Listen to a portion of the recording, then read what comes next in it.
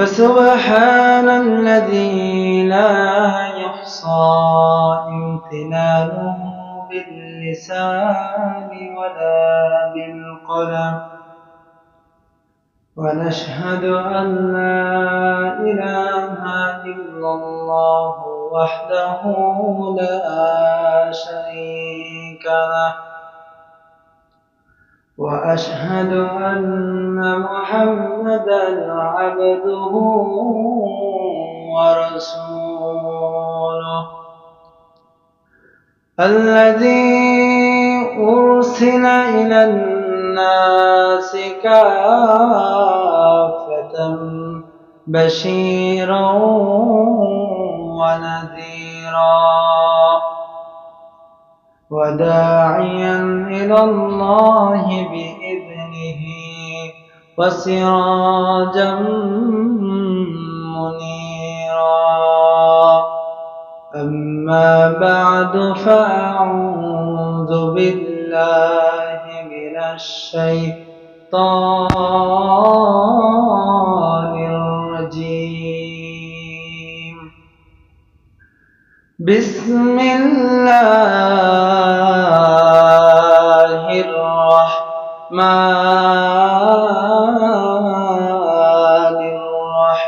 الرحيم.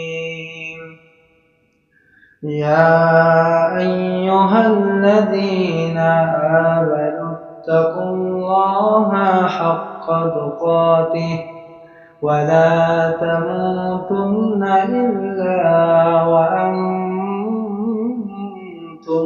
مسلمون. فقد قال الله تعالى في كلامه المجيد وفرقانه الحميد: إن الله وملائكته يصلون على النبي يا أيها الذين آمنوا صلوا عليه وسلموا تسليما.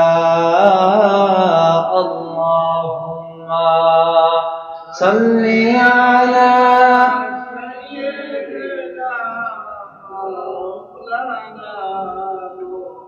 وعلى آله سيدنا مولانا محمد.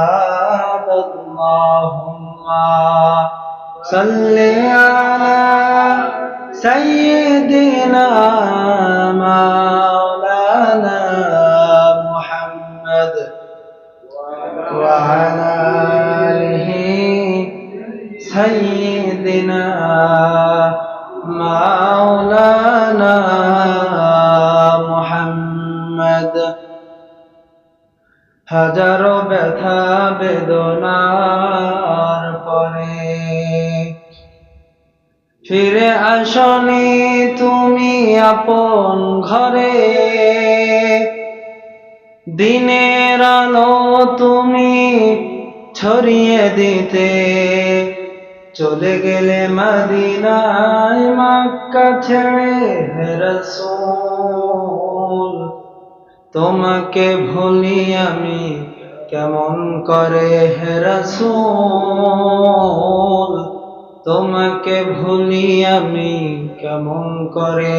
আল্লাহুম্মা সাল্লি আলা সাইয়্যিদিনা মাওলানা মুহাম্মদ ওয়া আলা আলিহি সাইয়্যিদিনা مولانا محمد. اللهم صل على سيدنا مولانا محمد وعلى آله سيدنا مولانا محمد।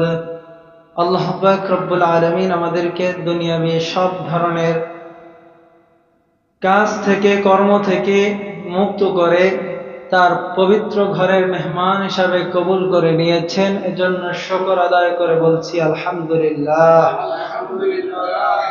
সম্মানিত প্রিয় মুসল্লিয়ানে কেরাম, আজকে আমাদের আলোচ্য বিষয় হলো সূরা কাহাফের আলোকে দাজ্জালের ভয়ঙ্কর 4টি ফিতনা থেকে বাঁচার উপায়। দাজ্জালের নাম তো আপনারা শুনেছেন আপনারা? এই যে দাজ্জাল, সে পৃথিবীতে প্রকাশ পাবে কিয়ামতের আগে। তার প্রকাশ পাওয়া এটা হচ্ছে কিয়ামতের অন্যতম একটি বড় আলামত।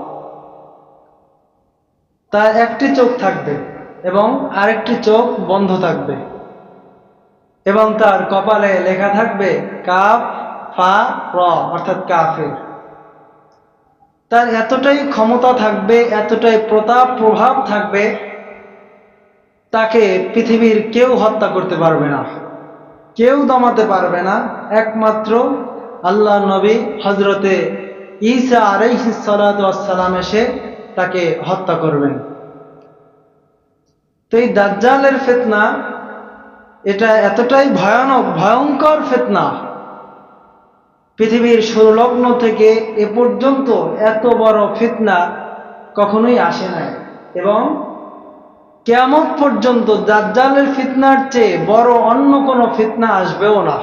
অর্থাৎ এটি হচ্ছে পৃথিবীতে সবচেয়ে বড় ফিতনা। আল্লাহ তাআলা যেন আমাদেরকে এই বড় মহা ফিতনা থেকে বাঁচার মতো তৌফিক দান করেন, বলি আমিন। আমার বন্ধুগণ, এই দাজ্জাল কিয়ামতের পূর্বে পৃথিবীর বুকে আগমন করবে। হাদিসের মধ্যে পাওয়া যায় এই দাজ্জাল পৃথিবীর মানুষকে 4টা জিনিস দ্বারা ফিতনায় ফেলবে। জোরে বলেন কয়টা? 4টা জিনিস দ্বারা ফিতনায় ফেলবে। 1 নম্বরে দাজ্জাল মানুষকে ঈমান দিয়ে ফিতনায় ফেলবে, ঈমান দিয়ে মানুষকে পরীক্ষার মধ্যে ফেলে দিবে, মানুষের ঈমান নিয়ে ছিনিমিনি খেলবে। 2 নম্বরে দাজ্জাল মানুষকে সম্পদ দিয়ে পরীক্ষার মধ্যে ফেলে দিবে, অর্থাৎ মানুষের অন্তরের মধ্যে সম্পদের ভালোবাসা এবং মোহ ঢুকিয়ে দিয়ে মানুষের অন্তর থেকে আল্লাহকে ভুলিয়ে দিবে। 3 নম্বরে এই দাজ্জাল মানুষকে জ্ঞান দিয়ে পরীক্ষার মধ্যে ফেলে দিবে, অর্থাৎ জ্ঞানের মাধ্যমে মানুষকে অহংকারী করে তুলে মানুষকে ধ্বংসের দিকে ঠেলে দিবে। 4 নম্বরে দাজ্জাল মানুষকে ক্ষমতার মাধ্যমে পরীক্ষার মধ্যে ফেলে দিবে। কয়টি জিনিস বলেন? 4টা। 1 নম্বরে ঈমান, ঈমান দিয়ে মানুষকে পরীক্ষার মধ্যে ফেলে দিবে, ঈমান নিয়ে ছিনিমিনি খেলবে।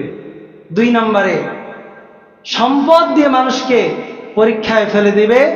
3 নম্বরে জ্ঞান দিয়ে মানুষকে পরীক্ষায় ফেলে দিবে। 4 নম্বরে ক্ষমতা দিয়ে দাজ্জাল মানুষকে ফিতনার মধ্যে ফেলে দিবে। এই যে ভয়ঙ্কর 4টি ফিতনা, এই 4টি ফিতনা থেকে আমরা বাঁচতে চাই কি চাই না? আমরা কিভাবে বাঁচব?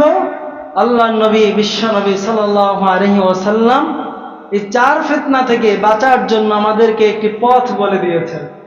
সেটা হলো, নবীজি বলেন, প্রতি জুমাবার যারা সূরা কাহাফ তেলাওয়াত করবে অথবা সূরা কাহাফের প্রথম 10 আয়াত যারা মুখস্থ রাখবে, আল্লাহ পাক রব্বুল আলামিন তাদেরকে দাজ্জালের ফিতনা থেকে বাঁচিয়ে দেবেন। বলেন না সুবহানাল্লাহ। এই জন্য আমরা যারা কোরআন তেলাওয়াত করতে পারি, প্রতিদিন না পারলেও অন্তত পক্ষে প্রতি জুমাবার যেন আমাদের দ্বারা সূরা কাহাফ তেলাওয়াত হয়। আল্লাহ যেন আমাদেরকে এই সূরাটির উপর প্রতি জুমাবার আমল করার তৌফিক দান করেন, বলি আমিন। এবার একটু বিস্তারিত বলি। প্রথমে ঈমান দিয়ে কিভাবে আপনাকে দাজ্জাল পরীক্ষার ভিতরে ফেলে দিবে। দাজ্জাল যখন প্রকাশিত হয়ে যাবে, সে সাধারণ মানুষের সামনে গিয়ে বলবে, আমি তোমার রব, তুমি আমাকে রব হিসাবে মেনে নাও। যারা দুর্বল ঈমানদার থাকবে, কিছু মানুষ একথা বলার সাথে সাথেই তাকে রব হিসাবে মেনে নিবে। বলেন না নাউজুবিল্লাহ। আবার যাদের একটু ঈমান দুর্বলদের চেয়ে ভালো থাকবে, তারা বিশ্বাস করতে চাইবে না।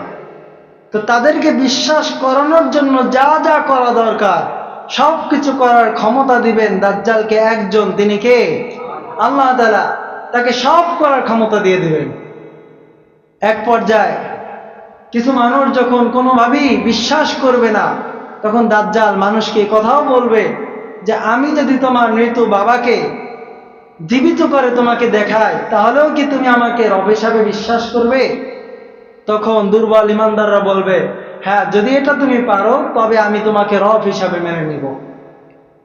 কিন্তু দাজ্জাল কারোরই মৃত বাবাকে জীবিত করতে তো পারবে না, কারণ মরা মানুষকে জীবন দান করা, জীবিত করার ক্ষমতা একজনের। আওয়াজ করে বলেন, তিনি কে? আল্লাহ তাআলা। দাজ্জাল তো তা পারবে না। তাহলে দাজ্জাল কি করবে? দাজ্জাল তখন একটা কাজ করবে, সেটা হলো ওই মৃত বাবার আকৃতি ধারণ করে তার সামনে দাঁড়িয়ে যাবে। তখন দুর্বল ইমানদার যারা, যাদের ইমান নরে বরে দুর্বল, তারা এটা দেখে বলবে, হ্যাঁ তাই তো, এটাই তো আমার বাবা, এটাই তো আমার দাদা। এটা দেখে তারা পরীক্ষার মধ্যে পড়ে যাবে, ফিতনার মধ্যে পড়ে যাবে, ফিতনায় জড়িত হয়ে যাবে।